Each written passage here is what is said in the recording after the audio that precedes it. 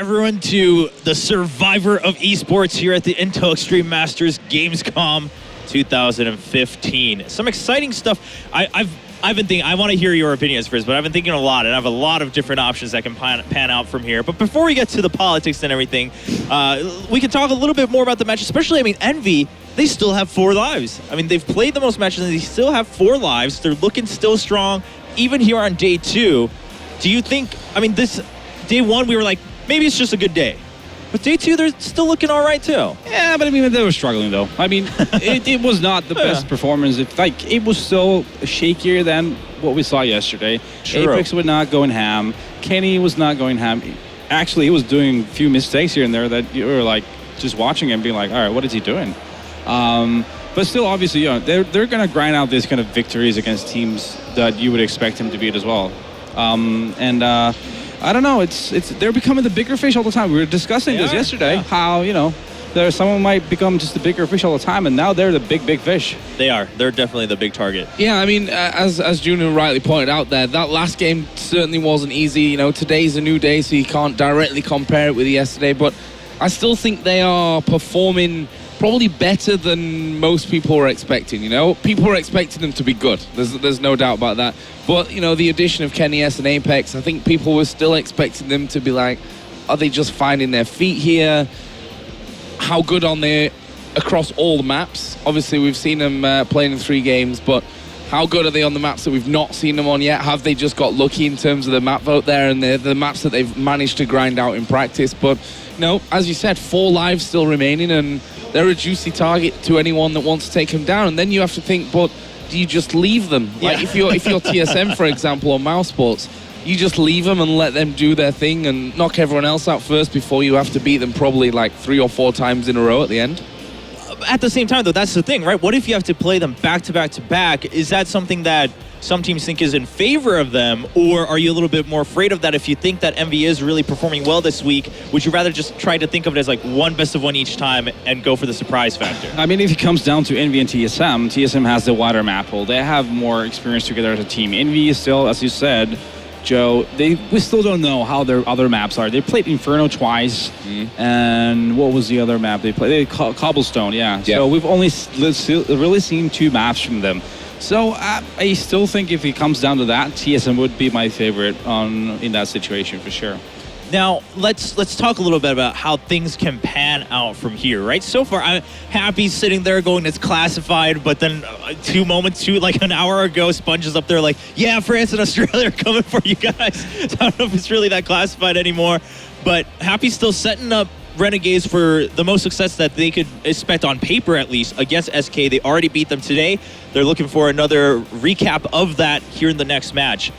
If Renegades win, though, at this point, do you think Renegades has to think a little bit selfish and be like, all right, well, we have our alliance with Envy, but that doesn't really protect us, right? Because if you put up Mouse and TSM, they could be like, all right, well, that was really funny, Renegades. Why don't you play against Envy in the next game? And that's probably not going to go so well for the Renegades. So do you think you sit there and you're like, well, CLG already only has 1 life. So Mouse has to play the game after this because they play the least number of matches. So you just make Mouse play CLG, get rid of CLG from there, secure at least 5th place in this tournament, and then, you know, let Mouse do their own thing and see how things pan out from there. Well, I mean, Sponge said, right, he's got his plan. He went through it all. He lost me about halfway through. That's how deep his plan was. But, yeah, you're right. Do you just knock CLG off and get that automatic bump in prize money, basically, just by setting him up for another loss? Or do you know, try and shoot Envy in the foot? That, you know, the whole backstabbing. As Sponge said, you know, at some point you have to backstab your alliance. Yeah. Which, I don't know. I think Happy's also shot himself in the foot on stage because he said, OJ asked him, which map do you want to have now, knowing that you're not going to have to play that map if it comes up? And he said Overpass. So if I'm any of the other teams and Overpass comes up, I'm like, right, I'm setting Envy up for Overpass then because they don't want to play it. Surely that's one of the maps that they've not quite practiced yet. But no, that's all speculation at this point. Yeah, but good point. You know, you gotta be careful with Happy though. You know, he's known a baiter guy, so you know, he could be baiting you. It's just like he was baiting in that behind the sandbags in Banana when 4 people just ran past him. So you just gotta be careful when you're Renegades with Happy. Be careful. Now, but that's the thing. I think you bring up a good point because at some point someone has to backstab first. But for Envy, like, they don't have to set up Renegades for failure. Worst case comes to worst case, TSM chooses Envy and Renegades, and then Envy's just like, well, we're not backstabbing you on purpose, but sorry, like we're just going to play our game. We're just going to beat you. So if Renegades are thinking one step forward, you're like, if you beat SK, look, you got 2 maps out of this alliance. I'd be happy with that, and I would just go forward and maybe try to turn on either Envy here or just get CLG out of the way. I think that would be an interesting matchup to see. But of course, Mouse versus TSM would be a fun match to watch from a spectator point of view. That's something to look forward to for sure. I mean, we're at a dangerous point, right? As everyone starts dropping down towards just a couple of lives left. Like, these packs, as we call them, make no mistake, these guys don't really, care that much for one another. They want to win this tournament. Oh, yeah. So it's like, I'm going to make a pack with the team that's going to help me the most to actually, get stuff done. But the fact is, for Envy, it's a weird pack to make, right? We're going to make a pack with a team that's already lost twice. If you lose, you don't get to pick anyone anyway. So it's a bit of a strange pack to make. Luckily for them, it did bring them one more win, but I think Renegades this time around against SK, completely new map. They've already played. SK is going to want revenge there. Oh, yeah, definitely. And in Mirage, it's just like Spongy was saying, Mirage is not a map they're really comfortable with recently. They used to be when they were Walk 7 or they played Mirage a lot. I remember them beating my old team at the Katowice qualifier in spring. I mean, every team did that basically, right? Sorry, son, man. We qualified. I wasn't playing there though. then you got kicked. No, I retired. We got to make it clear, right? Officially retired. But yeah, I think SK is going to have a bigger chance here than they did on Cash. I saw it. It was I didn't see SK having much of a chance on Cash, but here on Mirage, it's a different game for sure.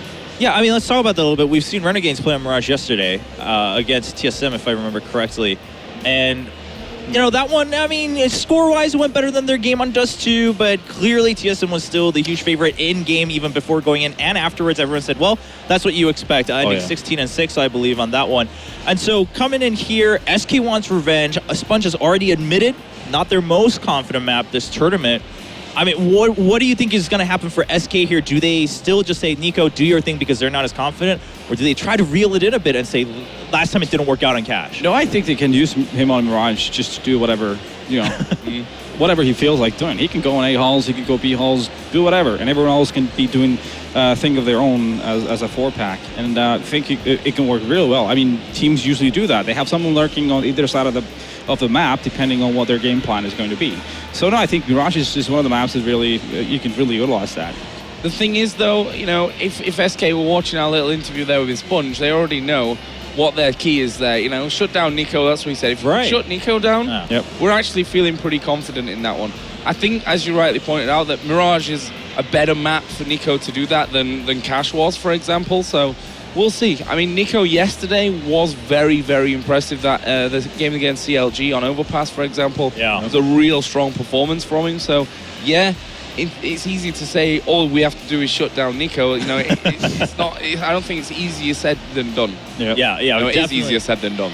Yes. There we go. There we go. I know what I meant. You nailed it. Easier said than done for sure. Now, do you think Nico at any point here is either feeling pressure or frustration because of how this is all playing out? Because I mean, you've had success on one map, but then the last one didn't really work out.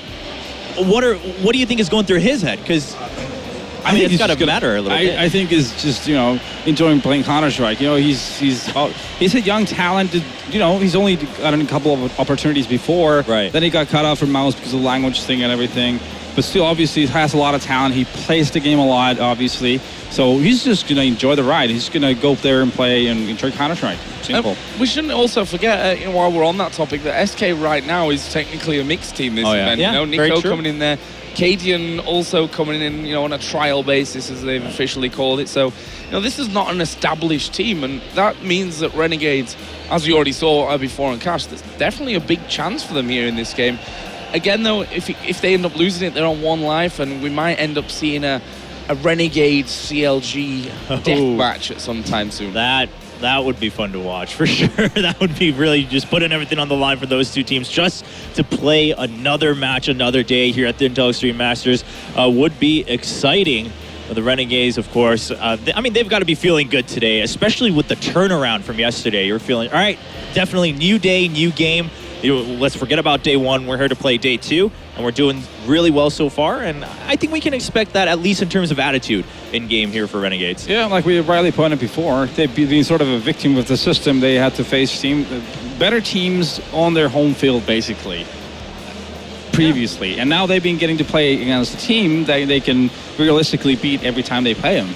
On maps, well, okay, Mirage is a bit of a here and there, but again, they're playing against a mixed team, so it's really hard to call.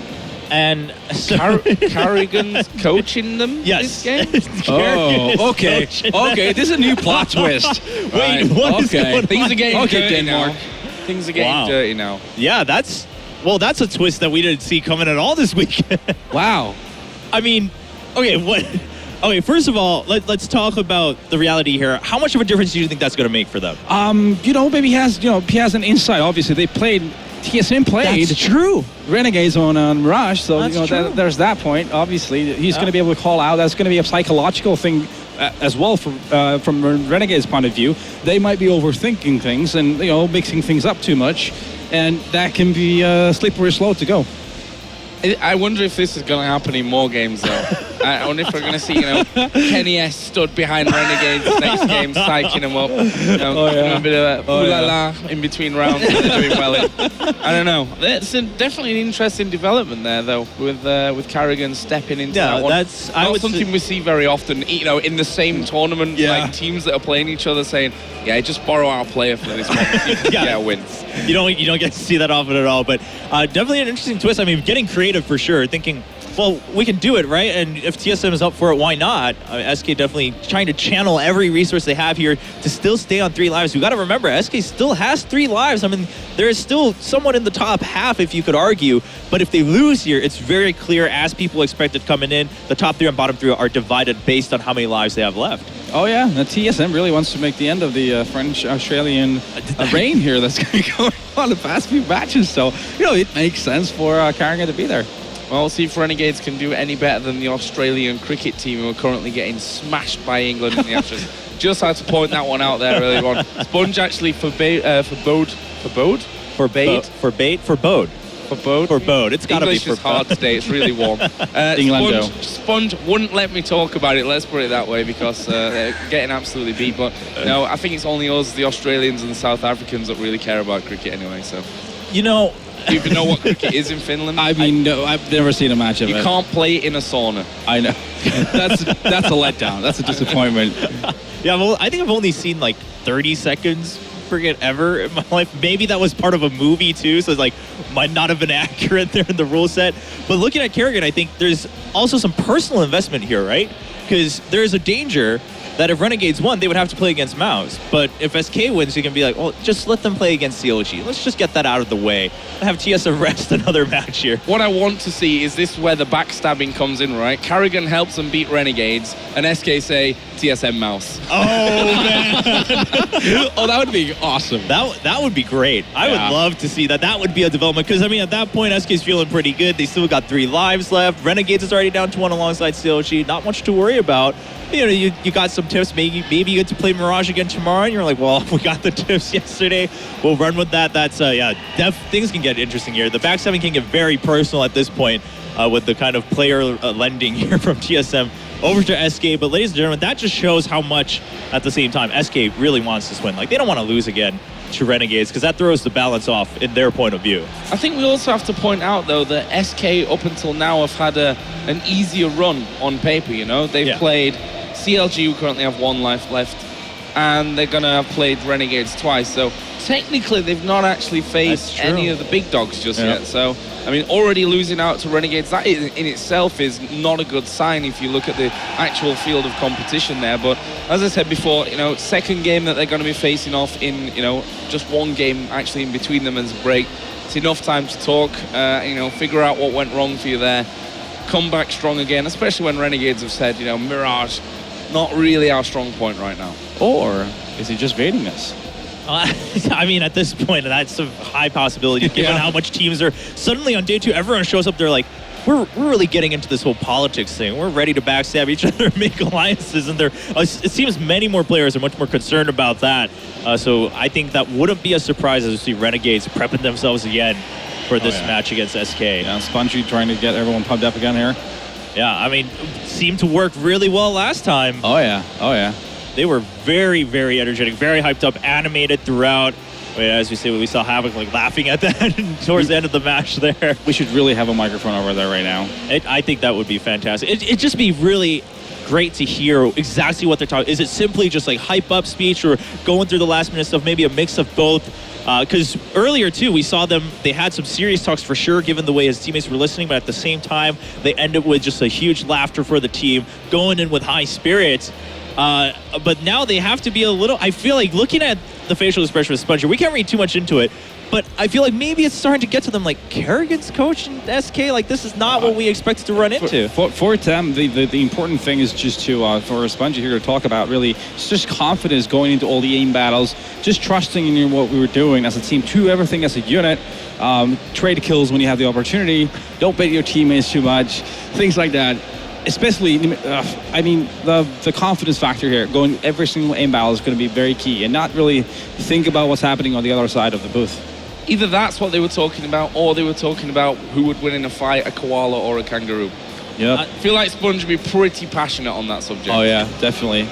Yeah. It's definitely a kangaroo, by Is the it? way. They're all muscle. You don't want to mess with a kangaroo. I don't know though. Koalas can get nasty if you get on the wrong side of them.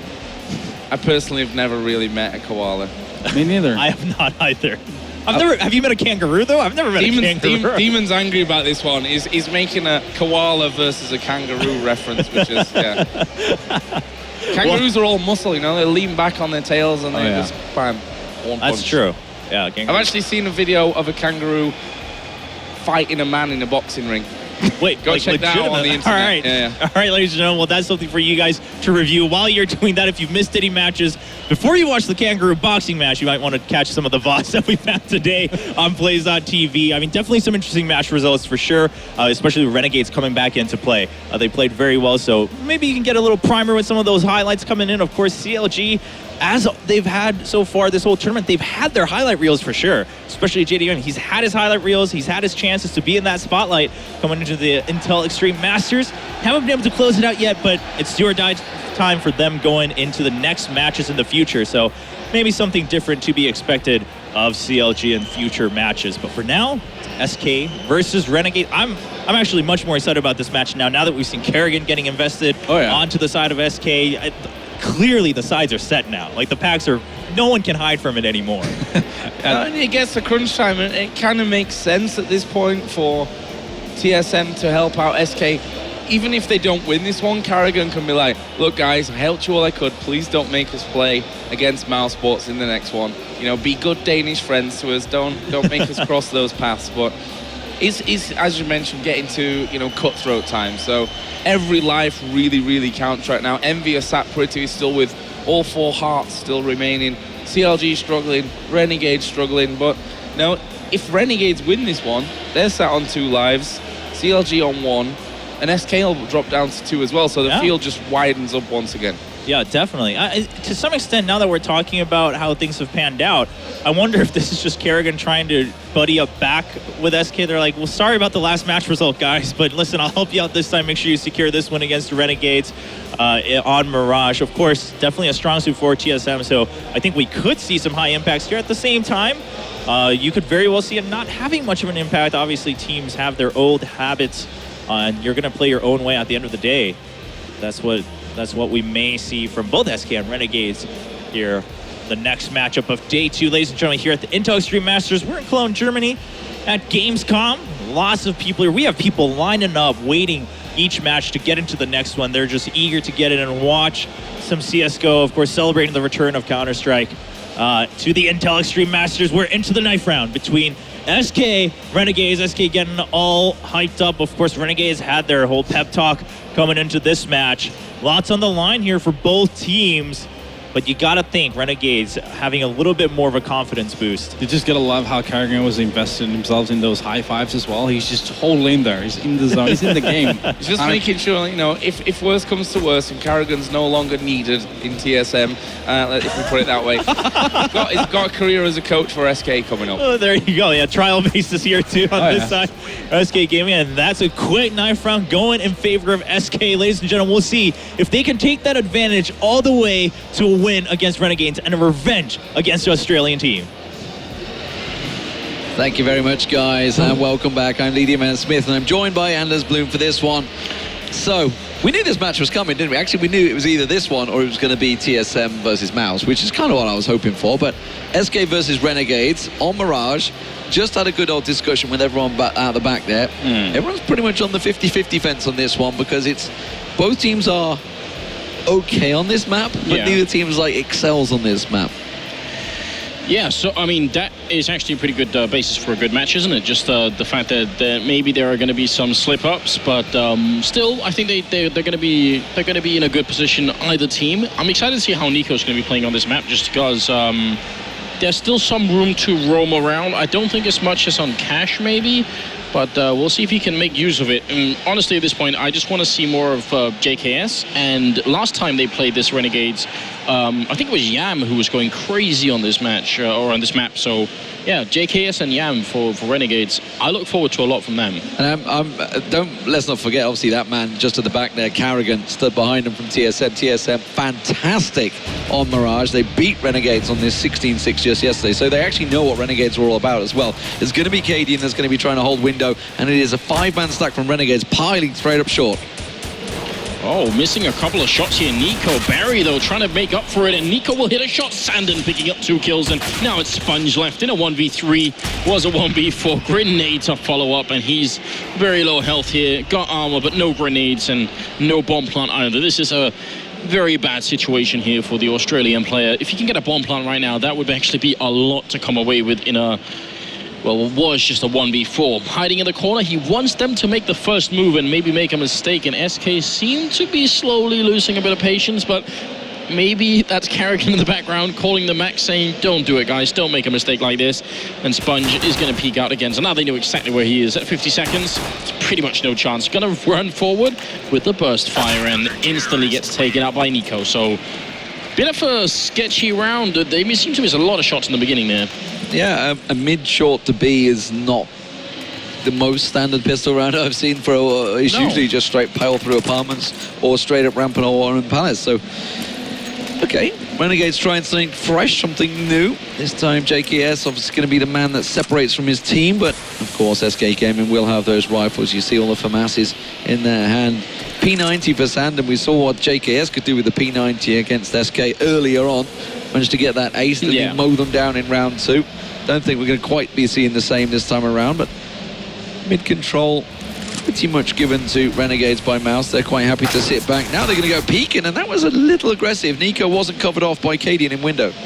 Yeah, and I think he probably thought that the Molotov he put down was going to keep Azure away, but obviously that wasn't going to be the case, so pretty good stuff there. I was about to make a complaint that Renegades hadn't bought even a single flashbang here, but I think Asa just picked one up, so he didn't buy that. He picked that one off of Nico. I'd be delighted if this flashbang nets them another kill. That would be... there'd be some sort of justice or some sort of point that needs to be proved here. 45 seconds, and 3 members of the SK team currently around the A bomb site. Looks like Renegades are about to go. As the one flashbang, you need to throw it inside this bomb site right now. That would be perfect. If they can flush out Asilion, Cadian's at the back, but obviously it was with a FAMAS, so it's not just going to be his pinpoint accuracy, I would hope. But Asilion in dark here could be a difference, and he gets himself a very easy double. Surprising that they didn't even try and check that position very early on. And in the end, it's so easy for SK there. Once he... I don't want to harp too much on this, but once he makes it up onto in the connector, imagine if he throws that flashbang over towards Shadows and just instantly pop flash whoever is there. It really does make a difference. I have a little black book of many things that I write down that annoy me, but people not buying a single flashbang. Is it a pretty big book? There are lots of entries in that book, but that's one of them. Just invest in just one grenade. That's all I ask, just one.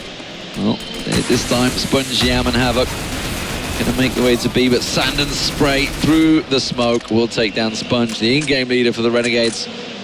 And that's gonna halt their attack dead. Azza and JKS are lingering in around A site, but the bomb's still with Yam over at B. And that's where Havoc's standing, but Sandon with his P90, with the support of Berry. I don't know who's the in-game leader right now. Is it Carrigan? I don't know.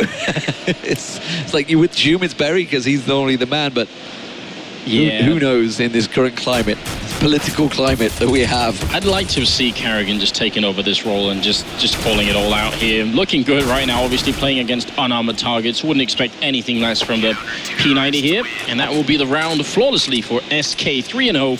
Now let's see what Renegades can do. I mean, it's an interesting position that Carrigan's obviously sitting with, because it is something we're starting to see creep into Counter-Strike. The in-game leader becoming the coach stood behind them because he's got that clear mind, not having to focus on his aim, his play. He can just sit and observe and assess the situation. So many small things that are a big benefit. And there's Yam, very aggressive in the middle. Well, he's fighting an AWP, but it's not in the middle right now. Cadian just playing it slowly, not going to want to re-peek. And Barry being boosted up here, looking for the opening shot, but Yam sees it coming. That is actually very impressive. He is just so much at home on this map with the AWP. Very aggressive stuff as well. I think JW was singing his praises actually earlier on, despite the fact it didn't quite work out in terms of score. Does manage to go for the aggression. That is very, very cheeky. I mean, those shots so rarely land as well, but jumping with an AWP, it's a risky play, but you can see down to 18 up. I think Simple's done it once on this map, and that's all we've seen. Yeah. Barry with a really good shot there on Azza, and Sandon going to throw up a Molotov just to buy a bit more time, but they are pushing in the meantime on short. Sandon in the background takes down Havoc, but Sponge is there with a refrag, and Barry gets Yam, who's very low on health. Bomb is being put down. Barry, he can't really stop it. He's solo and just waiting for backup, and that is actually a wise move here. He nearly takes Sponge, left on 2 health in a 1v2. Yeah, that's a nigh on impossible position. Asilion in a perfect position to just rotate around. There will be a simple kill. Collects the AWP as well. And the defuse. So 4-0 SK, starting off strong here on the CT sides. Renegades struggling to find any sort of foothold into this game so far. Any weaknesses in SK's defense? Just to touch up on what you were talking about with the coach here as well. I mean, one very small benefit of having a sixth person looking at all your monitors is that if you're setting up for a retake and you want to go at the count of 3, then that coach will be able to see if someone's out of position and say, well, if you go on the count of 3, yeah, you might both go at the same. Oh, what? Nico, there's no way. What just happened? That was the full on through the smoke. It's just dirtiness. Amazingly. Canadian. I don't even know what I was talking about just then. You just sold completely. This is going to be a change of direction for Renegades. They are actually collecting their thoughts in T side. Sponge has tossed out the bomb over to Havoc, and it's going to be now an A play, but Nico already making that 1 kill, still covering off stairs and connector. Cadian's already sussed out what might be happening, so they've re-smoked over at Palace. And they're still in a good position to hold this one. Still a minute on the clock though, so plenty of time for Renegades to try and set up. There go the smokes, there go the flashes, they're pushing into sight. Cillian flashed, but Nico is there with a backup, going to pick up another kill, and now jumping down into Sandwich. Cillian takes down Yam, and it's up to Havoc and Azza. And not sure there's a lot they can do right here. Already calling for the pause, and Havoc will take out Nico finally, but this is not looking good. The backup is already coming into the A-bomb site. Cillian will go down, and Azza with a good kill, but still 2v3, and Barry to deny the bomb heart, which means Havoc's in an unwinnable position. He's going to go down. And I'm curious now if this is a technical thing or a tactical thing. No, that's a tactical thing. So Sponge obviously was on the desk and he was talking about how much flack he got for delaying the call for the pause. So obviously he's took that on. Oh, he's just adjusting his mic apparently, so it wasn't a tactical pause. Well, we were just about to give him praises and sing, you know, his tactical knowledge of going early with a tactical pause, but it seems that 5 knowledge don't care, and they're quite happy to carry on. They're fixing their in-ears apparently. Cadian, you can see him. He's not just getting his Zen-like approach, he's actually fixing his ears. But SK Gaming looking fired up in this one. You see that a lot of the high fives, or it's not really a high five, it's a low five. Yeah, so I guess there is some sort of technical difference there. That's the, not quite on my terminology of hand No, slaps. I specifically try and avoid it whenever there's a camera nearby, just because there's been so many screw-ups so far in esports, hasn't there? Yes. I think you were part of one of them at some point, D-Man. I don't know what you mean. I seem to remember Peter trying to shake your hand. Bless him. He's still waiting. He's still waiting. Yeah, still waiting for Poor it. old Peter. Actually, to be fair, wasn't it Moses that had a recent one as well? I'm pretty sure Moses had one over in North American flying qualifiers. Yes, I think that's probably true, yeah. No, he's probably like messaging me now right now. Jason's like, you son of a... Thought I'd got away with it if it wasn't for those dastardly kids. Nico is not in the game apparently, which is what the issue is right now. He does show here, but I guess, yeah, he's just being timed out, so he'll be joining back in a moment. Already blows my mind about Nico. There were a couple of people tweeting earlier saying we shouldn't just talk about Nico, and actually Barry's top fragging right now, so we definitely shouldn't just talk about Nico, but he's a very young player. I think he's like maybe just 18 or... I was very surprised when Mousesports dropped him, actually. Well, as far as I know, they still have the a language contract, don't they? He's in game as... Oh, he was in game as Mouse. He's changed himself. That's probably because he's just dropped. Yeah, he is Mouse Nico. So he's still actually down under contract with Mouse. Not a bad support that you have there, a temporary player. Something that has creeped in other esports. I actually wouldn't be surprised to see that starting to creep in more and more in CS. Starting to sign those 6 players, especially with the amount of traveling they're doing, really.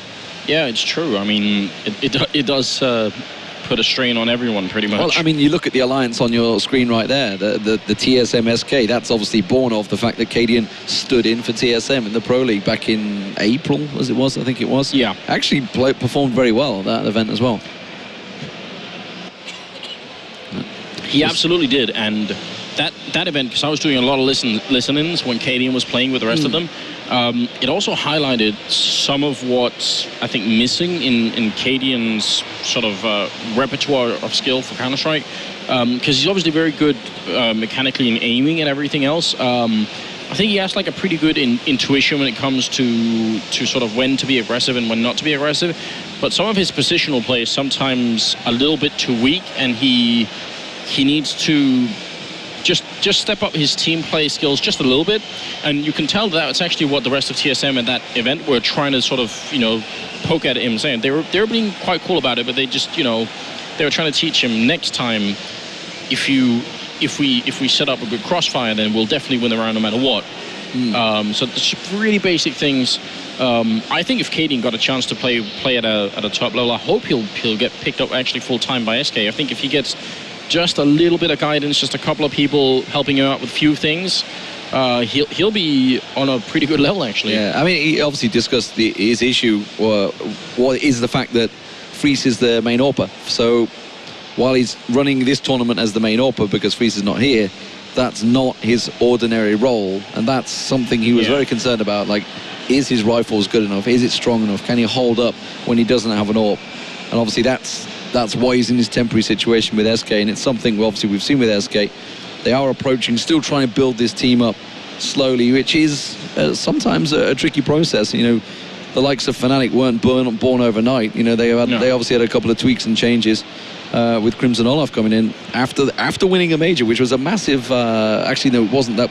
They didn't win that major. That was the major that Virtus Pro won, but LGB came third, I want to say, in that major, which is what Olaf and Crims were there, and that's when they made that switch. So long ago now. These teams take time to meld together. Maybe we're seeing that with Envy, of course, with the change of the French Revolution Part 2, I guess. But here we go, straight back into it. Speak of the devil, and good Lord, Cadian delivers, gets himself a triple. Can he get the rest? Berry pops out and says, thank you very much, I need a few more stats.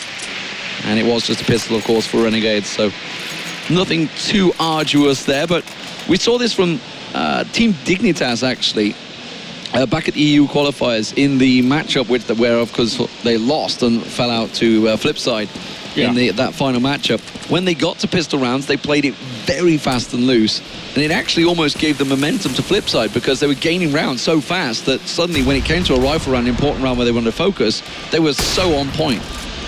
Well, nice attempt at a boost there, but I think, I mean, maybe it's also just a way of saying we don't want to dwell on these rounds. Yeah. We want to sort of, you know, move on and try and win a couple of rounds, see if we can't get, but it can be dangerous, and you can get so much out of the pistol rounds.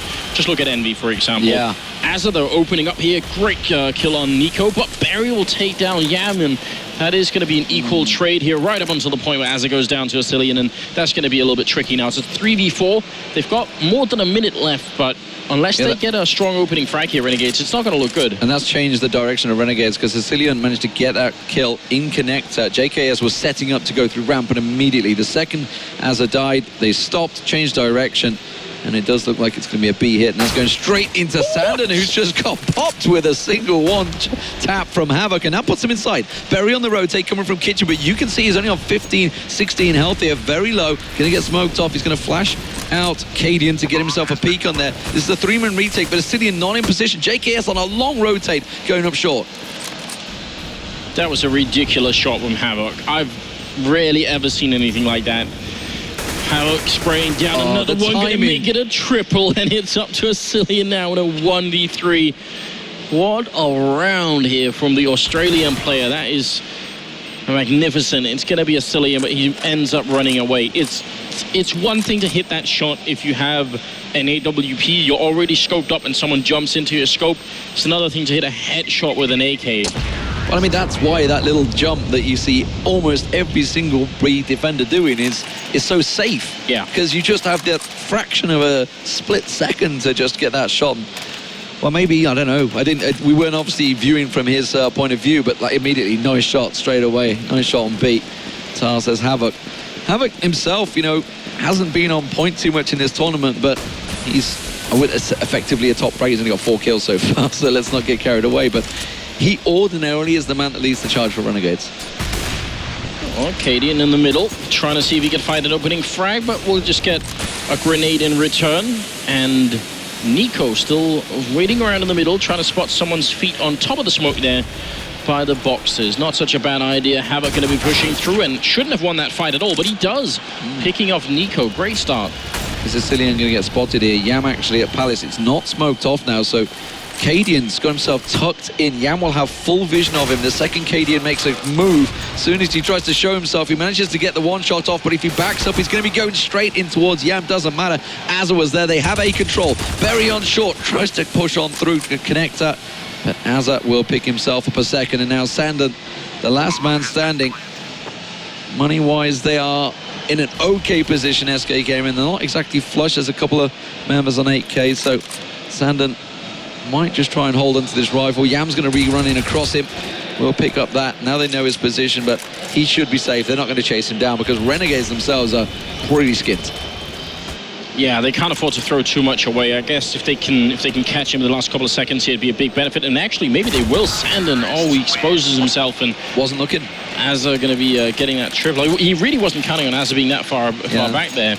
Now, that was a really, really weird round. First of all, Nico should have definitely got that kill on Havoc. So that was a big slip up. But Barry, Barry coming up from behind should have done the exact same thing. So there were 2 kills there that SK should have probably had. And Renegades, they're gonna be happy with this. And look how many Molotovs they have. And it looks like they might try for a slightly faster execute towards the A bomb side, although they are leaving the bomb as they run into the smoke here, so maybe that just slowed them down enough. Looks like Yam wanted to get that quick pick, but the smoke, fast smoke from SK slows them down. Nico's going to be the man that might get spotted. Yam's looking towards stairs. Barry's going to go take a peek, re-smokes it, and that's going to force Yam to back away. JKS making sure nobody pushes through up close. Azza went to underpass, just getting a little look. Looks like he might be the lurker, the man that tries to push on through connector. Sponge with the bomb making his way back around T site, so looks like it will be an A ramp hit. Havoc's going to be the man from Palace. Yam looking for the opening. That should be a big tell now. They've just seen that there's one guy at Red B running back, and Yam taking down Asilian through the box, really. It's going to be Nico now with the M4 spraying crazily. Going to get 1, get 2, and has a chance to reload again. Great play here from the Bosnian player. It's going to be a 3v4, and the bomb is dropped in the middle of everything here. 40 seconds left, and Cadian should have been an easy shot, but he'd missed it. Yeah, he didn't even get the leg shot off. Barry turning up to take down Azza, and now it's Yam and Havoc left 2v3. They've finally taken care of Nico, but Sandon here making life very tricky for Yam, and that's going to be Cadian hitting that shot and making it 7-2. Well, we have a player that's dropped out from SK, so there will be a pause here, but you've got to look towards Nico in that round, and that spray and spray transfer that he's just managed to get on the double. He's never been able to make that shot. They smoked off stairs, so they knew. They hadn't smoked off jungle, so they should have expected somebody there, but no one was looking. Everybody was backing away. And they were looking at Shadow, where they were caught out from before. Nobody there this time, so they didn't think to flash it, think to smoke it. Yeah, but what you're saying is even more right, because it's even more confusing, because they got the kill on the Cillian and CT spawn, so normally maybe they could have been, worried about someone in CT spawn jumping up on the toll booth or something, but they knew that there was no one there. So yeah, maybe Shadow and jungle were the only two places someone could have held. You don't really need 5 people to check Shadow, so you could have been all right with just having, at least some of the teams looking that way. But I think there was a flashbang in there as well.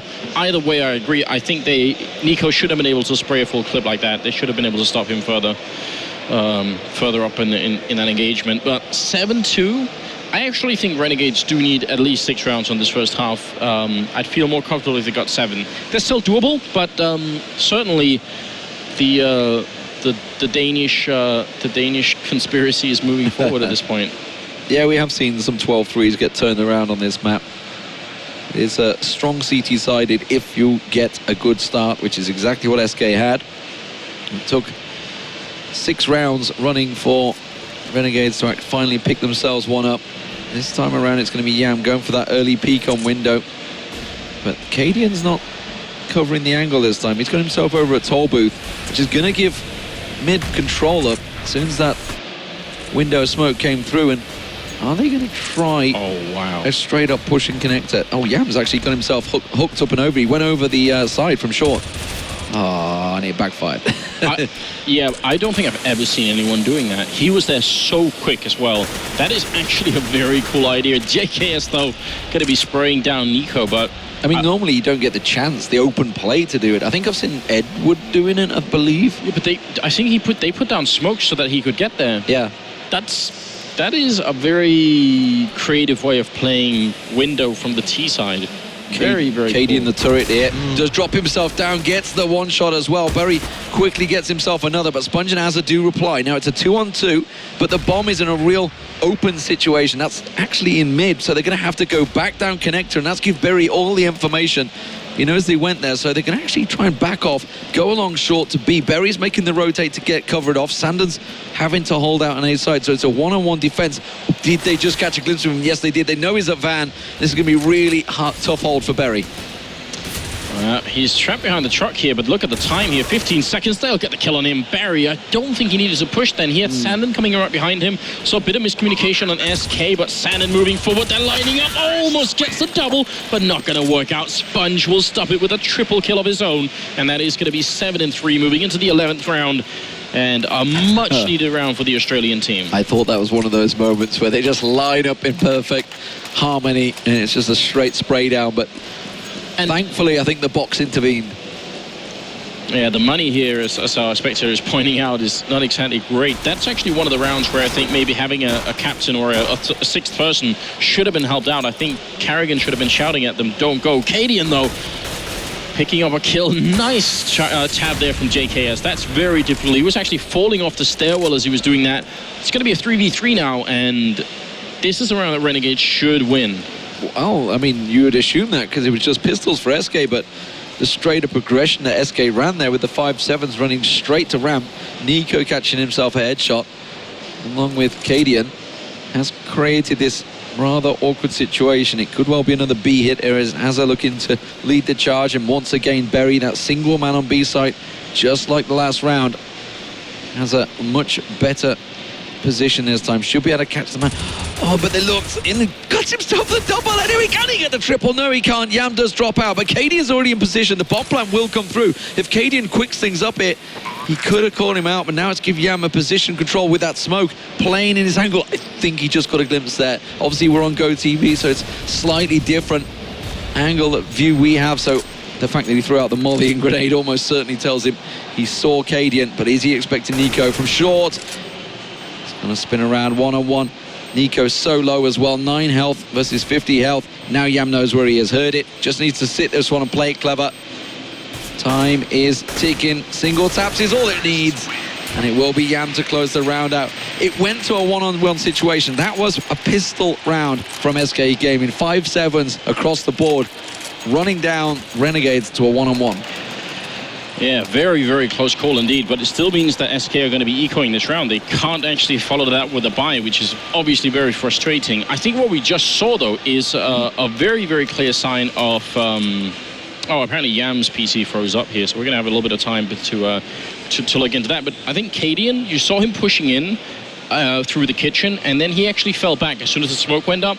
I think that was like maybe it was Carrigan, or maybe it was just a general team call that said, wait until Nico shows up. Yeah. And you can tell that Cadian sort of instinctively wanted to try and see if he could get it done, and it was the right call, but they still didn't win the round. He stepped out and then immediately stepped back. Yeah. But unfortunately for him, that little step out just saw that shoulder around the smoke, and that gave all the information that Yam needed. 7-4. Very, very close call there. Yeah, this, like you said, they really need to get 6 rounds. It's actually might be doable for Renegades here, because you'd assume they will pick this one up, because it is just going to be pistols for SK, unless there's nothing they can force out of this. They're all on 2K, so it will just be P250s across the board, it seems. But Renegades still have to be careful, because they still don't have a good bank. Look, they're going to have to pick up Galil's, because again, it went to that one-on-one. Yeah, not one flashbang on SK, and I don't understand why.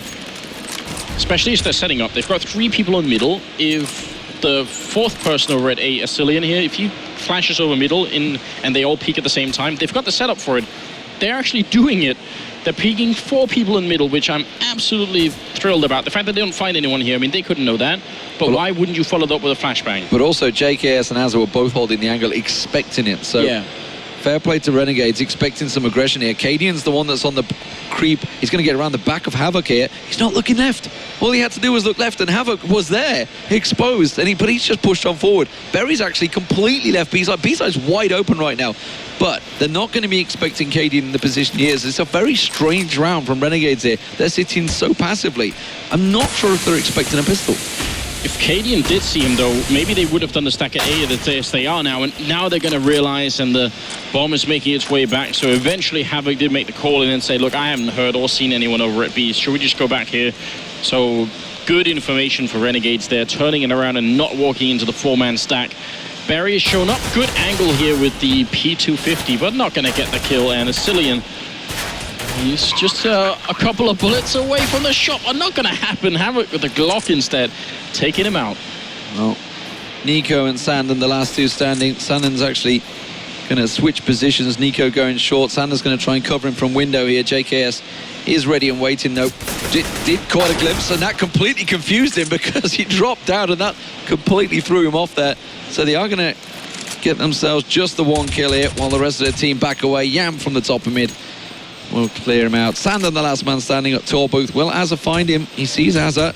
He's going to get a couple of taps. Oh, he needed to get that all-important headshot, not to beat. Renegades do pick up that 5th round. So 7-5, starting to look a little better for Renegades after that poor start. Yeah, they're definitely catching up, and they've still got SK in a weird position where if they lose a round now, then they jump from 5 to 7 rounds and tie the score. So very, very important right now for the Danish team to win this round and just make this 10-5, go into the second half feeling a little bit better maybe. So Cadian couldn't afford the AWP, of course. Just spraying through the window, but the grenade finds Mouse. Nico. Mouse, damn it. I knew I'd get caught out by that being in there, that little tag. Maybe that's why they kept it, Demon. That's it. They were waiting for it. Playing games with me. Asilian smokes off Yam. He was in Palace, which gives Cadian a little bit of freedom here.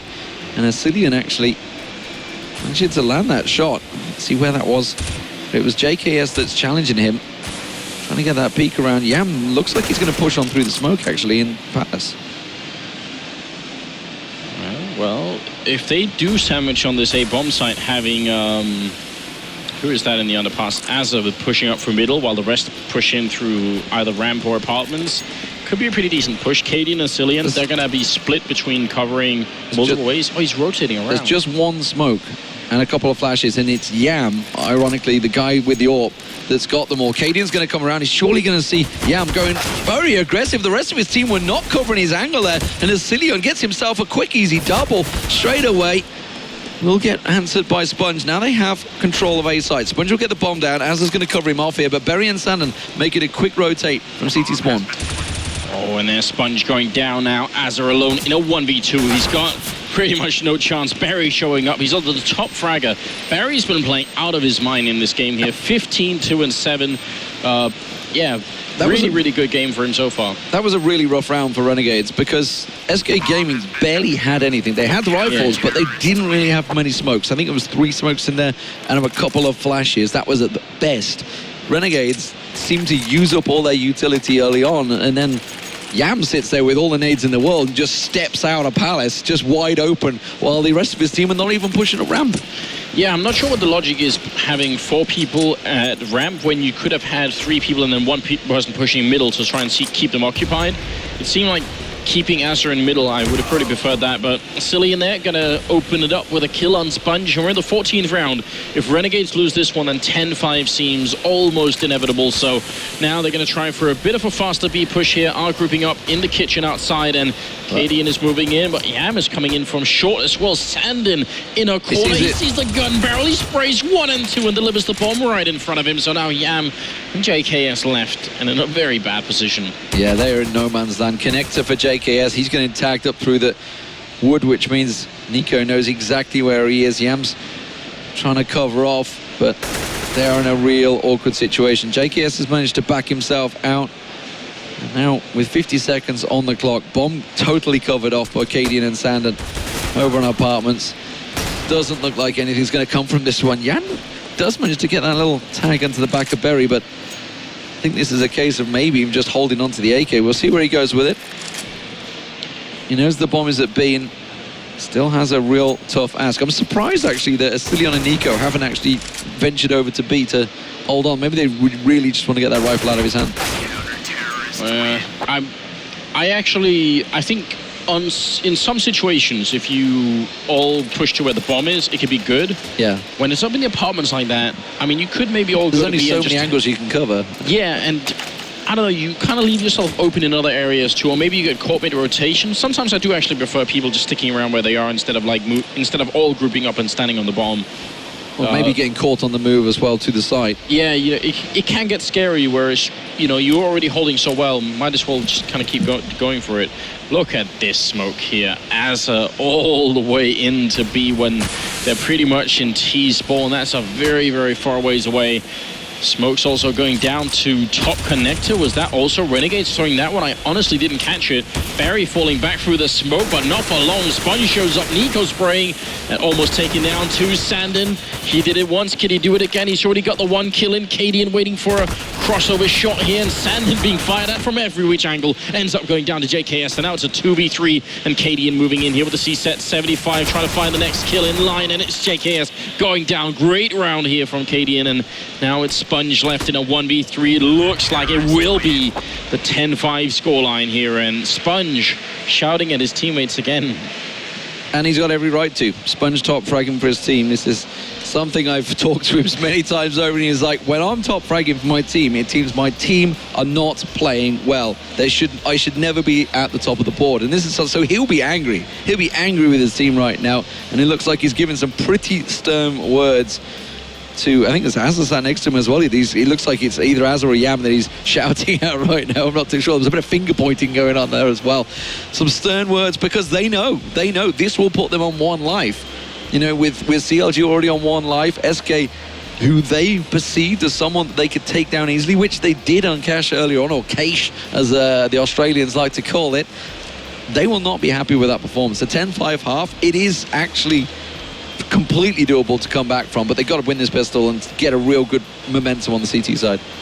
We should invent a new rule that allows for, if you challenge the #1 team, then you get their lives if you win. You swap. you gain a life. That would be here all the week. We're here all week anyway, but we'll be here for 2 weeks. I might not have thought this through, to be honest. I may have just come up with something weird, but This round, though, smoke double flash here for Sandon. Already a smoke going up. Maybe they're going to run something similar. Barry is running into the middle, so it might just be a bit of a distraction to make way and make sure that the B defense is going to be a bit lighter. We'll see if SK can make their way through. It looks like there's going to be a lot of action here. This is a big round for Renegades. They've got to make it work. B-side, big hit coming in. Sponge doesn't manage to land the shot there. So Asilion and Barry already doing the damage. Renegades are falling left and right here. Yam still managing to get one. A great little tag as well on the man at bench, Nico. But this is a real tough take. They're going to push in. They're going to cover off the angles. They get themselves one down. Needs to be a quick headshot on to Cadian while the rest defend from short. Berry coming from behind him. It doesn't matter. As it catches out, he's not going to be expecting Berry from Kitchen. It's going to be a single tap to the back of the head. And SK Gaming will close out the pistol. And a great start on the T side. This is, I'm even tempted to say, delightful strategy coming out from SK because it's so simple. That smoke at top mid is a common indication that something is going to be happening in the middle. And all that happens is Barry walking in there, doing a couple of shots, which means 2 people are kept in middle, leaving 1 inside the B bomb. So I think there was a sponge up in that box, right? So he's the only one defending there. That means they get a relatively easy bomb plant, but as long as Barry doesn't die in the middle, the rest of Renegades have to worry about, first of all, they can't rotate through middle, but as you saw, eventually he showed up behind them in kitchen. So overall, really, really cool plan. And Sponge is talking, but you were pointing out, you were just pointing at the screen, D-Man. So was Carrigan. So this is the thing for me. I wasn't sure whether it was just literally a sign of, look, Carrigan's with us, he's coaching us, whether he was actually doing anything. But you could clearly see there, he was the one talking, everybody else was listening. So clearly there is actually coaching. I don't know how TSM and SK, the organizations, approve of this, but it seems to be working great so far. So 11-5, great start for SK. And now they have, well, a couple of AKs, SMGs in there as well. You'd expect them to take this round, but some stern words certainly coming out there. Tactical pause from Sponge, trying to line his troops up. Realized, obviously, that was a real sloppy pistol round for them, really, because they got into B-site very easily.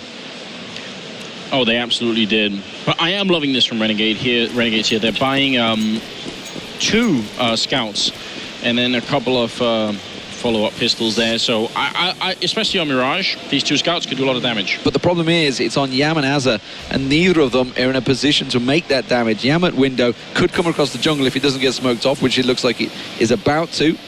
Or is this going to be a fake from SK? Azza, meanwhile, over on B side, totally useless over there because everybody from SK is ready to make this big A hit, which we can see on our screen.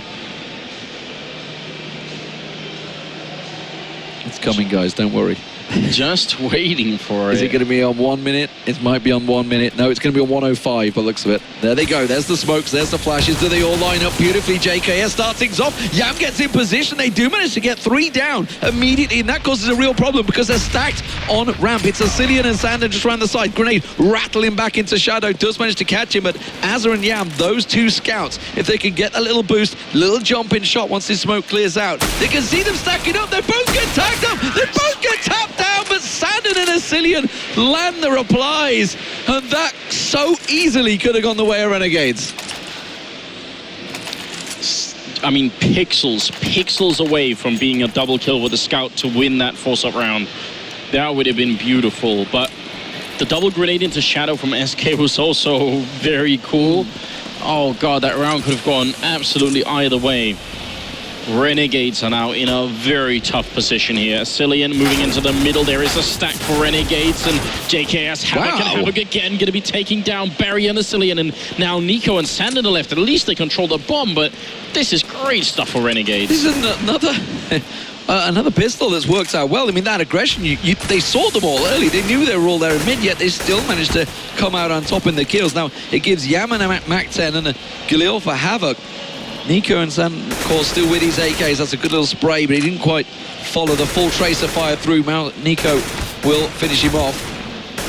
And Yam, they went a little too peaky there, didn't they? I have absolutely no explanation for why they would try and fight in a 2v4 when... In the open like that, yeah. In the open like that, when they're not all grouped up. You know at some point SK is going to have to show up in a bomb site. Might as well wait for it. As of now, be great if you could catch them with USPS here, but he's already been discovered. And here's the problem. They're fighting armor versus no armor. So one shot here, and he's going to be down. The aim punch will finish it. That is the sort of round where Renegades need a sixth person who is going to be shouting at them. Don't do it. You need someone who's not connected to the game. There's a good spray down. Oh, no! JKS is so close. They line up, but Sandin on 8 health. Oh, I thought he was going to do it. He collected the Galil from the top of mid, came into a perfect position. They lined up with the spray down, but no. Renegades, they're going to feel a little aggrieved right now. 13-5 SK Gaming looking to close this one out. But it is going to be rifles for Renegades. They really need to hit the ground running. They need to pick up round after round after round. It's possible. It's possible, and they've just shown it with 2 pistol rounds that it is absolutely doable, but have it caught out in shadow, and that means they're going to be pushing straight onto A site. Renegades are falling, but Yam replies. This is so back and forth. It seems like they get great opening kills. Renegades bring it back, and again we're in a 2v2. And the bomb, Sandin, he's trying to put it down. He'll be successful. So now it's the after plant. But this A bomb site is definitely retakeable here. JKS and Azar are left, and they're trying to see if they can push in quick. Sandin hiding in the back of the bomb site. They're silling up on Tetris. He's going to go down, and Sandin going to be dropped as well there. Great retake and a double kill for Azar. So nicely done from Renegade. It's about time as well. That was a very clean retake. That was a very much looked like a tried and tested method there. Standard position hold, obviously, of course, from SK Gaming. As soon as they smoked off Palace, they knew exactly the position they were likely to be in. Maybe it's easier for us to say when we're sort of outside the game, but that last round in a 2v4, when they almost won that pistol round, I would have probably had one person connected just watching A, and then another 2 in middle, 2 in B, and then another one in middle, so that everyone just rotates to A if anything happens and go for the retake, rather than fighting the 2 people that are left. Just retake A bomb site if they come for it. I mean, it's very hard to obviously control probably the blood rush that they just had of piling up the top and suddenly getting that triple kill, collecting the rifles. It's like, guys, back the hell away. But look at this set smoke play coming out from SK. They're going to be pushing on through. There is just a couple of rifles in there, but that may be all they need as Sandin gets one. Sponge in position, gets the bomb carrier down. Great little spray, got the cover as well, and Renegades managed to mow down SK Gaming and hold on for another round. How long they can keep this going, though, we'll have to find out, because there's still a lot of rounds to play. 13-7. It feels like it's a long ways away right now, a 6-round difference, but as you can tell, SK are saving this round if they... I mean, they're not gonna have another 5 rounds where they can just keep buying. So yeah, Renegades could run this back into a victory for themselves. It's definitely not out of the question. Now we have to wonder, because we know how well Carrigan can call for TSM with his sort of his regular lineup on the T side. Could he actually do that with people that he's not used to calling for? That's going to be very difficult, I think. And will they listen? Is another question. We all know how intermingled the Danish scene can be, and sometimes there are disagreements. Disagreements? Did I just make a word up? I did. Disagreements is the word I was after. But disagreements seems like it should be a word, though. I kind of like that. Agreements and disagreement mixed in together. JKS is going to be the man that's important here for Renegades. Cadian, Nico, all trying to get that little pop on him, and he's got a molly in his hand. That's going to slow SK down. They're going to have to push through that. Just caught a little glimpse. He's very, very patient with it. I think maybe a little too long here. A delay in 30 seconds is left, all that's left on the clock, and that's going to slow them down. They're going to have to push through, and you can see that none of them have got armor. It's just doing so much damage. It's just easy feeding for Azar. Serious question, D-Man. How does this work with the Molotov? You prime it and set it on fire, and then when you switch weapons, what do? You put it in your just pocket quickly put again? it out. It's just like how does it work? It's magic, and that's what it is. You just put a cork on it, maybe a little cover, a little wet towel. I don't know. You put it out somehow. You can also you can hold it in your hand. It'll burn forever. He just while he got an AK in one hand, he got the molly in the other. Just backhand it. Anyway, something strange going on there. And where do they pull these things from? That's what I want to know. Oh, that was a really good grenade there put out by Azar, and Yam to follow up with a headshot on Barry. And right now, SK just looking for an opening. Nico's going to give them one, and I think that might be the way SK actually could win this game. Nico did it on Overpass when they were playing against CLG there. This time he gets shut down after the opening frag, and now it's Cadian and Sandin. I actually think now it's time to unleash Nico and just say, look, we just needed 1 or 2 opening frags. Unleash the beast. Is it possible? Cadian at ramp with the bomb. He's going to be the man that works his way through, and actually nobody on A is looking this direction. Sponges just took a little glimpse over towards Palace, but Yam's on stairs. Now Sandon will be coming up connector. That's the guy that Yam is most likely to get caught out by. Sponge has got Cadian's number here, but that pop flash will work in his favour. Gets for the double as well, tries to push on through. Goes into the smoke to try and get the plant down. Yam on stairs will cover him off. Sandon should catch him in the back here. Now Sponge just around the corner in jungle, backing into window. Sandon, unfortunately for him, Cadian didn't manage to get that plan down. If he did, he'd have actually been in a reasonably decent position because he knows where they're coming from. He's going to find one at Toll Booth, but Sponge from behind will catch him out. And 13-9. Renegades pick themselves up the 4th round running. It's 4-3 in the half so far. Is this possible? Renegades on the comeback. It feels like it at this point, doesn't it? They've done a really good job on the Australian side so far. Nice finish to that round for Sponge, playing for the bomb plant instead of trying to take the fight, which, I mean, especially in the 3-1, you could have tried to do that. Cillian already, that's Nico grenaded down. And very aggressive move from Renegades here. The guy's got a P90, so he can just get the spray down, and it works wonders for him. While that was happening, back in underpass, they managed to cut them out. This is what I was talking about. Maybe it's a Danish thing, I don't know. TSM, Dignitas were doing exactly the same thing. Get a pistol, go really fast. Gives Renegades another quick round. Flip side benefited from that so massively in the EU qualifiers. Took it to overtime and then ended the game. Now, it was a 10-5 first half. It is entirely possible that Renegades could go better than 10-5. Yeah, they're quickly getting into a very, very good position here. And a round like that where nobody dies, it's going to come back to help them later on if they do drop another one here. Got the AWP obviously on Yam. Cadian has one on the other side. I think Barry had it early on because he spawned towards the middle, so he's going to try and see if he could beat Yam to the test there, but not going to be the case. And Yam spots one, and Barry's gone down. Headshot as well. Good backing off as well as Cillian actually tried to push into connector there. Quick cover off from Sponge. Now as Cillian's going to push through, he doesn't realize he finds Sponge, gets himself onto stairs, but his position is now gifted across, and Yam will manage to find himself a very easy frag. Sandon, just the last man with the bomb. He's just going to linger around the top. 50 seconds and pretty much all to do. This will take it to 13-11. You know what, 13-7 we were saying, is it possible? Well, now it's definitely looking possible. 13-11 is very much a doable score. Renegade's going to start feeling a lot more confident than they were at the start of the CT side.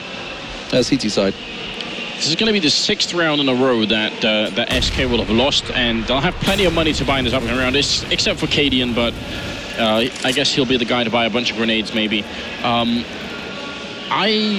I don't know. I'm trying to think. I mean, it doesn't seem like Renegades right now are particularly prone to over-rotating, which means playing that angle is going to be a bit more difficult for SK. Something that most teams should be able to do is a basic A execute. The smokes towards jungle and connector, the smoke towards CT spawn, try and see if you can get in there and get the bomb down, and then figure out how do Renegades do on the retakes. I really want to see SK test that idea that maybe the retakes aren't going to be on point for the Australian team, just to see, because you can run that strat a lot and get many different results, and I'd like to see them put it to the test at this point. Tactical pause from SM. How do you mix them up there? Carrigan maybe calling the tactical pause here. You can see he's the man talking. KD now with a couple of words himself, so trying to figure out just where they can go. They will be on a rifle round. Pretty much everyone but Caden can afford an AK. And obviously discussions trying to figure out, because it has been 6 rounds back-to-back for Renegades. So clearly problems in the SKT side camp, and that's of course given Renegades a lot of money. It's 11k for JKS. They haven't really lost too many men in the last couple of rounds. They've been finishing fairly strong with 3 or 4 alive. Yeah, and first of all, it's really great to see Asa stepping it up here. I feel like he hasn't been sort of near the top of the scoreboard, but he's got 18 kills so far. Only really outdone in his team by Yam at 19. But what's really cool is the lowest fragger at this point is Havoc at 13 and JKS at 14, which means the span between the top and the bottom is not that big, which is really good news. Everyone is performing well right now in Renegades, and that's very important here. And cast your mind back to the last round. You know, Yam the AWPer was the man that was running up mid with a P90 in his hand. Yeah. It's great, and there he is on your screen. Obviously the new addition to the Renegades joined the team I want to say 3 months ago now. It was just after Katowice, which was in April, May, March. Yeah. 5 months ago. Yeah. God, doesn't time fly? I remember because my son was born there, and I had Of course, yes, exactly. It was wild. I had to leave 2 days after. Yeah. Yeah. All right. Well, into the 25th round we're going to go here. Score is 13-11. And right now, the Australian team, which do have a lot of community support, it feels like they might actually pull out a very, very cool comeback here from a really bad position. They're rushing in towards this B bomb site. SK, that is, and JKS holding in the back line, going to get the kills. He's actually burning down and ends up dropping Asa next in line. Cadian and Asilian picking up a kill each. Now it's a 3v3 with the bomb down, and we're going to have to see SK. They only had pistols and armor, and they're doing a really good job at the moment. Asilian top fragging, getting another kill, but he drops, and now it's all on Cadian. C-set 75, only 5 bullets left. No way this should be working out. This shouldn't be winnable at all. Sponge down there. Yamaswal with the AWP. Cadian peeking out quick. He gets the shot. He's down to no bullets. Runs in with the knife out. No way. Cadian is trying inside. He can't find him. Oh, no. That's going to be the round. And Renegades, they make it back. That's ridiculous. Cadian, that is going to be at the top of Reddit before the end of the day. That is a guarantee. Highlight clip he is never ever going to want to forget, because good lord, he did the right thing. He ran into the smoke, but he was doing slashing away, but everybody knows it's left right. But either way, he just could not find him. Oh my word. He's going to be kicking himself. I mean, like you said, he had only 5 bullets left. He had no other choice. He did actually pick up a rifle, I think, on the way in, but oh, good lord. Possibly he did. I mean, so we're going to have to go back and obviously look at that and see. It's very, very, very easy for us to think, well, maybe he could have done something different. That is... It's heartbreaking to see. It had to be Cadian as well, didn't it? But, I mean, also, obviously, credit to Renegades and Yam for just sticking it in there, going for it. They couldn't know that he was out of bullets, so for them it made a lot of sense in that 1v1 to just say, well, let's just try and see if we can do it. Just stick it, and that's... I mean, that to be fair, though, okay, go back to the actual logistics of the round. SK were on a pistol. They were on a safety. Yep, they got a CZ in the X-Sector in there, but it wasn't a full armor. There was nothing in there, really. SK had no right to actually get the bomb plant down in the first place. They had a great round there, so they managed to take all the rifles off Renegades. Unfortunately for them, obviously, Renegades winning the round and had a lot of banks built up, but that's all SK could hope for. Now they're on a full rifle round. They've got the full assortment, mollies in hand, a whole lot of mollies. There is going to be a molten lava inferno on one of the sites. At 13-12, this pause was on point. It was actually Sandon, I think, the drop from the game. Now look at that. Yes, I'm aware. Thank you very much, Yanko. Yam and Havoc double open. Well, we're going to see if this is going to work out. If they make this round, they're going to tie the score at 11-11. Yam very close here and trying to bait the shot. Oh my god, he takes both of them down. That's Cadian and Nico both gone, and now the rest of Ace here feeling like, well, we've got to go, but it's not going to happen. Yam picks up another one, making it a triple, and Barry alone here. Absolute destruction rained down upon SK. There's no way Barry can make it out. He's been playing well, but not this well. That is a devastating start to a round. We are going to be all square, 13-13, and that will be 8 rounds now to Renegades on the CT side. 10-5 was the first half score for SK Gaming. Renegades looking to match that and more, and that's going to cause some serious problems. SK Gaming will be fine, of course. They've got the round loss continuing to tick in on them. They did invest everything into that round, and you know, you buy all these mollies, you buy all these smokes and flashes, and you run around into apartments, and there's Yam staring down the barrel at you. Picks himself up a quick, easy double, round over. With an AWP at close range as well, and Barry's going to walk right in. He actually gets the headshot on Sponge. Ridiculous. It's now a 1v2. There should be no way out of this. Even if he runs with his knife out, he's going to get there with 4 seconds left, and there's Yam picking up the quad kill. But at that range in the apartments with the AWP, it's basically point blank range. He's got the AWP, and I'm tempted to say he's yamming it down their throat. I didn't see whether he actually quick scoped or whether it was no scoped on the second. I think the second one was actually no scope. Yeah. So it's ridiculous. Obviously puts him at the top of the scoreboard as well. But here we are, all square. Now we're going to get challenged. And that is what they needed. Yam managed to get the shot onto Cadian, but Nico responded. So Nico collecting and using the AWP. As a smoked off on short, is he going to try and push on through? He's going to get himself into window and cover off. Havoc's actually pushed a little bit more aggressive in B apartments. Sandon will be looking his way, so Havoc will back off. And it's looking like, is it going to be a B play? Where's Nico going to take this bomb? He's got Asilian with him. They're just trying to find if they get a second pick. I still think a lot of this is going to come down to whether or not Nico can open up the rounds. It's confusing to see him AWPing, but I don't really mind it.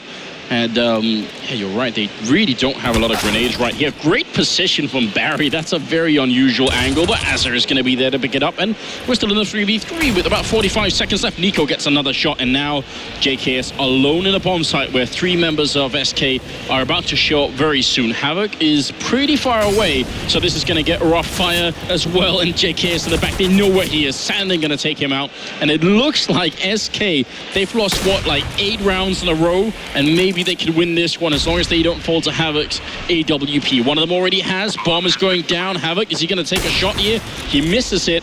Still gets another chance. I think he knows where they are, but they are both stuck behind that site. He's going to smoke off his approach on the right and try and use the smoke to cover. Gets one, but doesn't quite get the final man. Sandon hangs on and clips the AWP. And SK Gaming finally get themselves around back on the T side to stop the rock. Renegades were starting to run away with that one, but 14-13, SK regain the lead. Renegades, of course, can just buy straight back up on this one. That was all down to this challenge, which Nico's going for again on Cadian. Sorry, on Yam. Oh, and look at that. Havoc goes down, but Barry's traded for it. Asilian playing really well, and Nico there to pick up Yam as well. That was 8 rounds in a row that SK lost. Only 2 of them did they get the bomb down. The rest, they didn't even get the bomb down in the round to try and win it. But now they have a man advantage, and Cadian playing here, turning it around. Sponge walking right in. Cadian just a bit distracted. So lucky on that one, the timing there. And you know, I still think that knife round, you know, maybe just like a bit of nervousness, just a bit of a nervous tick there, wondering if someone was behind him. And I wonder for Cadian, I mean, this is the clear change. The change that's happened for SK is Nico is running the AWP. I wonder if Cadian's confidence has just been knocked a little bit. I wouldn't be surprised if it has. I mean, this is one of the things that is difficult to deal with. They get spotted and they don't get the shot, and the Molotov goes up at 45 seconds. They could still make it back to A, and maybe they should, because there's a full rotation coming. If not, then they need Nico to really find another big opening here. Grenades raining on in, and about 30 seconds left. They've got to go for it. Azar and JKS on site to hold back this mouse charge while Sponge sits at window. JKS gets himself one. They've got to push through the smoke. They do, but Azar's there. And now it's all on Sandon to even things up here. Got to try and get himself one. Anything. Clicks himself the bomb, but they hear it. Sponge knows where he is. And it is a solid round in the end for Renegades. Holding off 14-14, and the economy of SK is shattered. They had that round loss kicking for them for so long. But the fact they won the last one and then lost again puts them right back in the, I'm trying to think, dumpster maybe. But they have absolutely nothing.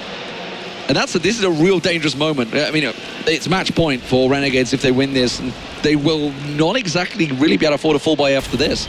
No, they won't. You're right. This is an awful position. Yam will go down. The firing squad of mostly Glocks is going to be coming into the middle, and they get that kill at least. But they really need to win this round. Otherwise, I think they're probably going to lose this game. Renegades they're showing some real fortitude here.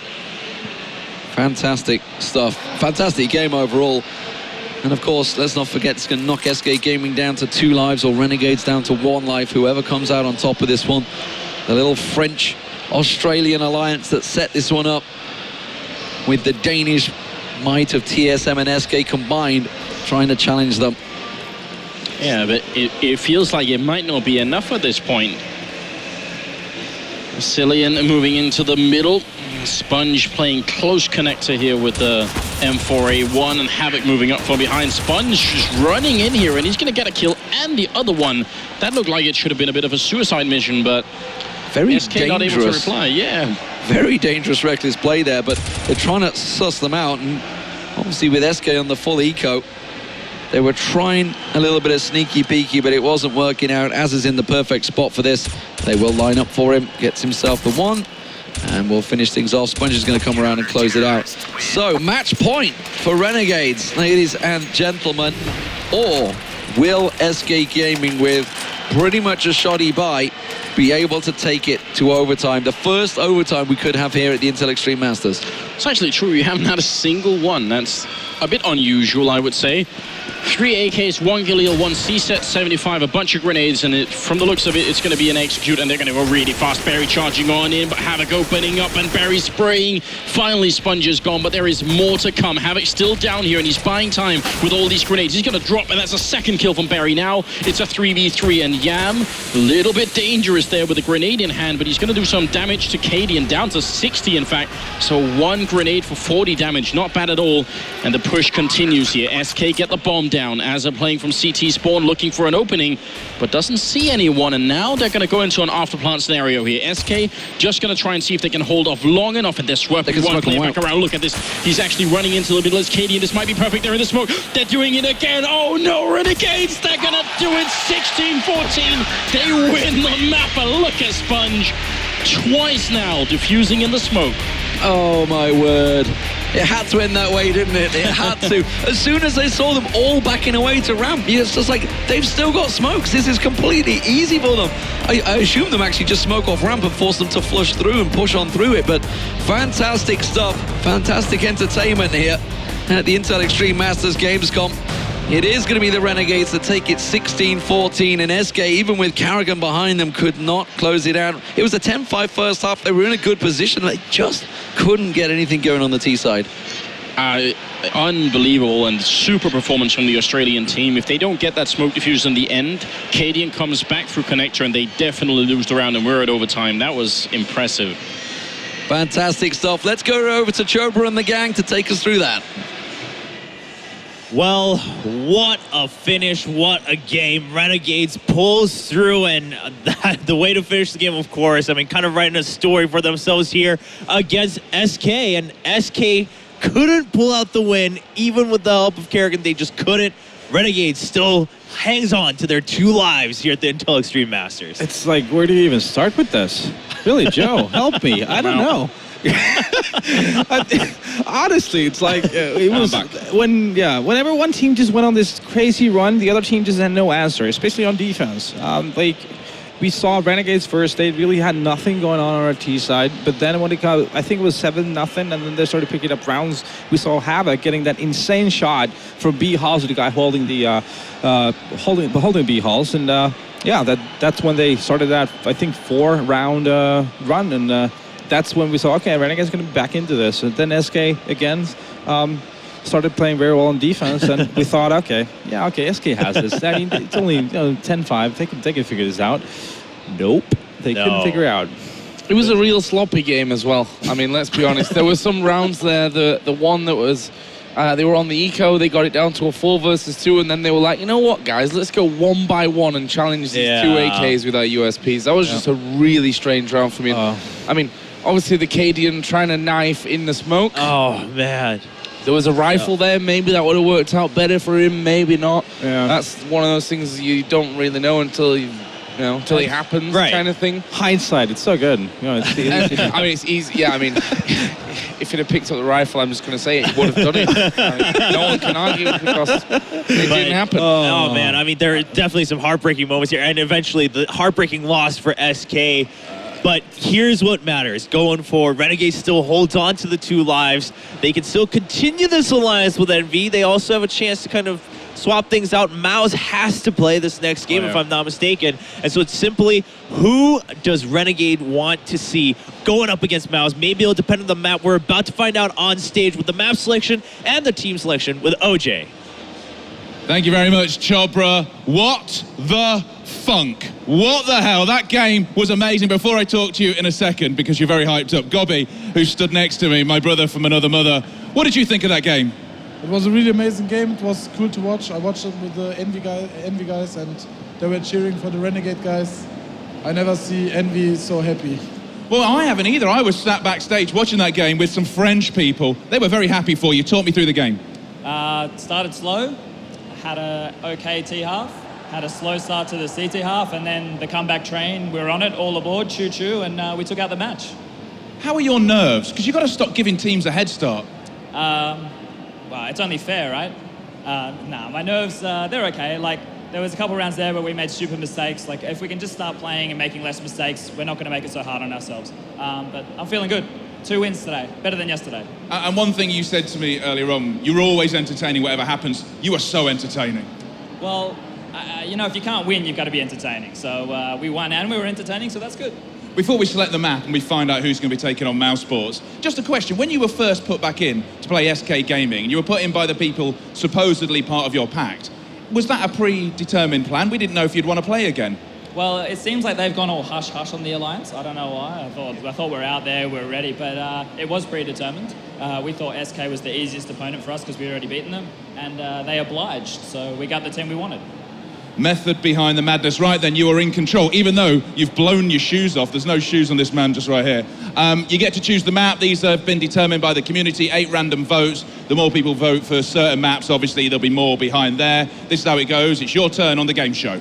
Last time I picked number 1, so this time I picked number 2. Number 2, what's behind door number 2? It is Dust 2. Thank you very much to Leon Duffler. And there's a happy man to my left, because one person who's predetermined is Gobby from Mouse Sports, because you played the fewest games. You happy about playing Dust 2? Yeah, I am. All right then. In that case, it's time for you to choose who they're going to play. And before you do anything, I want to tell you, Envy have 4 lives, TSM have 3 lives. And if you were a son of a gun, I'll just tell you that CSG have only 1 life. Who is playing Mouse Sports? TSM. TSM are playing them. It's Denmark versus Germany. It's on Dust, and we're going to play that after the break. Bring it on.